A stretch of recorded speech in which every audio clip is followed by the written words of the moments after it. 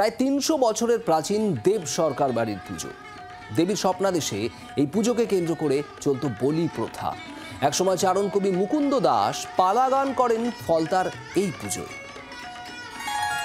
কলকাতার লাটুবাবু ছাতুবাবুদের বংশধর বিহারীলাল দেব সরকার তার জমিদারি বিস্তার করেন দক্ষিণ ২৪ পরগনার ফলতার মালা মহিরামপুর গ্রামে।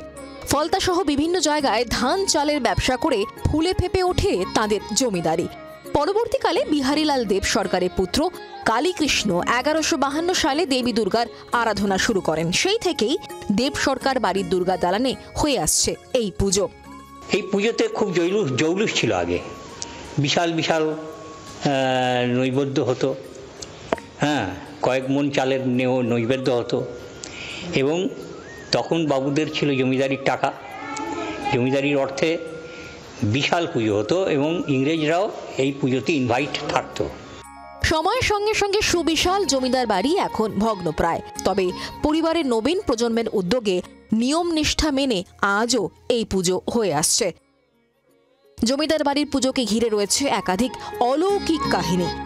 তো ছোট থেকেই পিসি কাকাদের মুখে শুনেছি মা আমাদের বাড়িতে আসে মাংস খেতে, তো তাই জন্য আমাদের প্রথা মেনে পাঁঠা বলিটা হয় প্রত্যেক বছরেই, এবং আমাদের সপ্তমী, অষ্টমী, সন্ধি পুজো এবং নবমী প্রত্যেক দিনই পাঁঠা বলি হয়।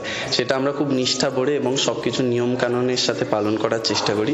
তাছাড়াও আমরা নতুন প্রজন্ম যেটা চেষ্টা করছি সেটা হলো, আমাদের এখনো অনেক দেব সরকার বাড়ির সদস্য আছে যারা ছড়িয়ে ছিটিয়ে আছে, যাদের সাথে হয়তো বছরে একবার যোগাযোগ হয়, তো তাদের আমরা চেষ্টা করছি আবার বাড়িতে ফিরিয়ে আনার।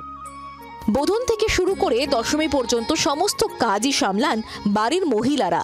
নাড়ু তৈরি থেকে শুরু করে কলা বউ স্নান, সন্ধি পুজো সমস্ত কিছুই থাকে তাদের দায়িত্বে। পঞ্চমী থেকে বোধন হবে, তার আগে আমাদের নাড়ু তৈরি করতে হবে। বাড়ির সব মেয়েরা যাবে, ওই কুড়ে টুড়ে দিয়ে সব নাড়ু তৈরি হবে। নাড়ুর পর মুন্ডি হবে, এরকম বড় বড় নারকলের মুন্ডি হবে, মানে প্রত্যেক নৈবেদ্যের মাথার উপরে। তার ৫ কেজি চালের নৈবেদ্য হবে। পরিবারের সদস্যরা কর্মসূত্রে ভিন দেশে থাকলেও পুজোর সময় একত্রিত হন সকলে।